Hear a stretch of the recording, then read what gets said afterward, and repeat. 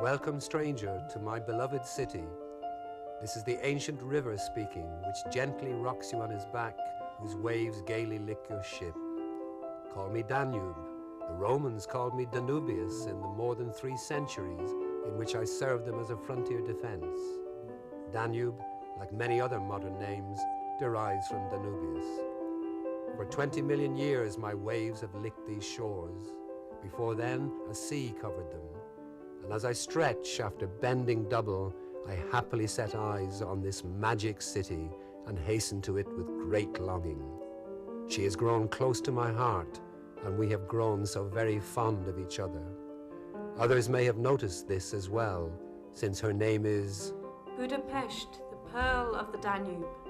How many tears have I shed for her, mourning her decline. At other times I have frolicked between my banks. The city appointed me a stately high road, and it became my duty to separate and link Pest, the city of the plains in the east, with the Buda hills in the west.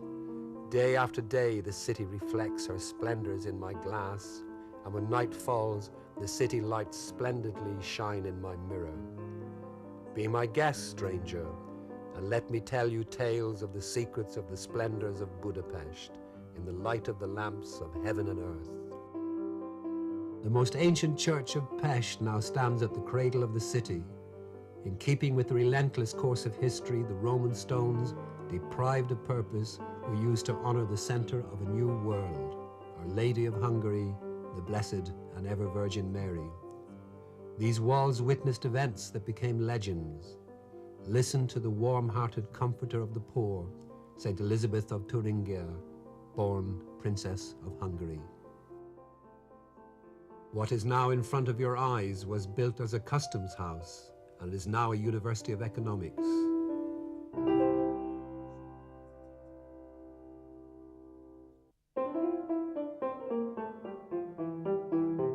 Hotel Gellert. On this site in the 12th century, the Knights of St. John the Hospitallers healed, and later Turkish virgins performed their ablutions here. It has been a spa hotel since early this century. And what visitors have I seen who stayed there? Princes, potentates, maharajas. Queen Juliana of the Netherlands spent her honeymoon here. Just turn the pages of the hotel register. Elizabeth Schwarzkopf, Giuseppe Di Stefano, Yehudi Menuhin, the great pianists Richter and Rubinstein, Arthur Miller, George Mikesh, Victoria Gassman, Anthony Quinn, Marina Vladi, Richard Nixon, Bruno Kreisky, Perez de Cuellar, Peggy Rockefeller, and the King of Nepal. Freedom Bridge ahead. There are some that say that this is the most beautiful suspension bridge of its kind. The Emperor Franz Joseph, after whom it was first named, drove home the first rivet from the Pest Bank using a remote-controlled electric tool. One of the highlights of the 1,000 Years of Hungary celebrations was the opening of the bridge by the Emperor, who affixed a silver rivet bearing the initials FJ onto the structure. Let me now show you my favorite bridge. It was not blemished by pillars, and in 1903 it was the longest, and believe you me, the most beautiful suspension bridge in Europe. Now turn your eyes towards the enchanting Buda Castle. There was a chain across the Danube, and it forced ships to tie up and pay their dues. So my splendid palace was among the finest buildings of the age, and there was a succession of magnificent assemblies arranged there. There, in front of the palace, is the proudly mounted Prince Eugene of Savoy. It was he who expelled the Turks, and then the Habsburgs came. Maria Theresa once again built a palace, though she stayed there only once. Francis Joseph gave it the shape in which it is still throned above the city. Look at the luxuriant beauty of Parliament. It seems to respond to the castle from the Pest Bank. Let Imre Steindl, professor at the Budapest University of Technology, speak to you himself about his peerless work, the second largest parliament in Europe. The The architect of the Vienna Rathaus was my teacher. The Houses of Parliament in London were my model. I had no desire for stylistic innovation. Passing details are out of place in such a monumental building that speaks to the centuries. Indeed, what I tried to do was to introduce an individual, a national spirit to this splendid medieval style. The most modern technology was employed. The loose soil was given firmness by putting down many thousands of piles that would petrify in water. They support a concrete raft 20 meters below Danube water level, and this, in turn, supports the whole building. The central heating and ventilation systems are widely admired. In winter, preheated fresh air flows in unnoticed through the decorative railings of the walls and is removed by suction working through the chandeliers. The temperature is kept at 20 degrees, summer and winter, and that best suits the work of the building. There are links between the magically attractive banks which my body covers. At the Parliament building, the metro plunges down and only emerges in Buda between two churches. This is the heart of Water Town. On one side is the church and convent named after the stigmata of Francis of Assisi, which replaced a much minareted mosque. And on the other side is St. Anna's, one of the most beautiful of Baroque churches. It stands guard with its high towers.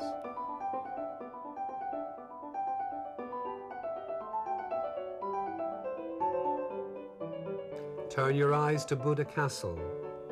That's the fisherman's bastion where once upon a time the Guild of Fishermen defended the walls of Buda. Its turrets are like petrified tents of Hungarian chieftains surrounding the Matthias Church, the living chronicler of Hungarian history. Although it only stands on a small square of land, its importance extends across the country and the fame of its treasures across the continent. Listen to its walls and show respect. Bela IV built me to replace a small chapel after the Tatar tide had receded. Since then, my living stones have changed like human cells. I was the church of the German burghers of Buda when the first coronation took place here. I am still called the Coronation Church. I saw Sigismund of Luxembourg, the Holy Roman Emperor, and the Eastern Roman Emperor in procession, praying together in front of my altar.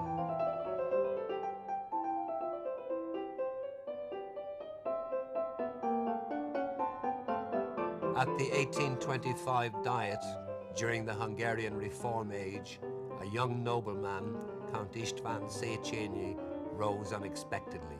I offer a year's income to a future Hungarian academy. There is the academy, on the Pest bank, and there, between the academy and the chain bridge, cast in metal, is Széchenyi himself, the teacher, the personal example, not of denial, but of creative work. Free and rational work alone make a nation. If everyone says, "What can I alone do?" then naturally nothing is done. If everyone believes that success depends on him, then everyone works according to his strength.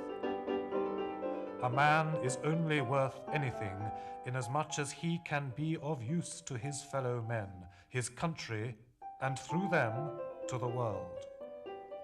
Friend, who is perhaps no longer a stranger in these hospitable lands, I take my leave from you now, and I beg you to remember my example. I start a newborn babe as a tiny rivulet in the German Black Forest.